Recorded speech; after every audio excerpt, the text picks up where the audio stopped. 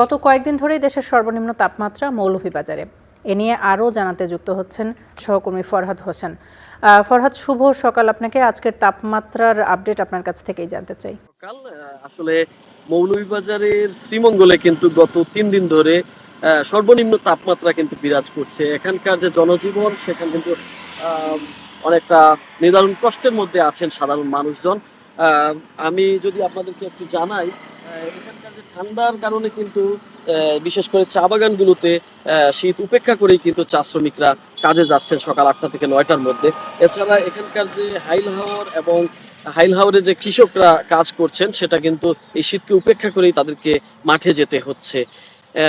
সোমবার কিন্তু আমরা জেনেছি যে সকাল 9টা পর্যন্ত দেশের সর্বনিম্ন তাপমাত্রা 10 ডিগ্রি সেলসিয়াস ছিল, যেটা শ্রীমঙ্গলে রেকর্ড করা হয়েছে। আজ মঙ্গলবার সকাল 6টায় 10.3 ডিগ্রি সেলসিয়াস তাপমাত্রা কিন্তু আবহাওয়া রেকর্ড করেছে বলে আমাদেরকে জানিয়েছে। যদিও এই আজকের তাপমাত্রাটি দেশের সর্বনিম্ন তাপমাত্রা কিনা তা এখনো জানা যায়নি, হয়তো বেলা গড়ালে সেটা আমরা জানতে পারবো। বিশেষ করে সকালের দিকে সূর্য একটু দেরিতে উঠছে, যার কারণে সাধারণ মানুষ কিন্তু কাজে যেতে পারছেন না, অনেকেই কাজে যেতে পারছেন না। এছাড়া বিশেষ করে যারা অসুস্থ রোগী আছেন, এই শীতজনিত বিভিন্ন রোগে কিন্তু আক্রান্ত হচ্ছেন, তারা এই রোগে আক্রান্ত হয়ে হাসপাতালে ডায়রিয়া, শ্বাসকষ্টজনিত, সর্দি জ্বরজনিত নানা রোগ নিয়ে কিন্তু তারা হাসপাতালে ভর্তি হচ্ছেন।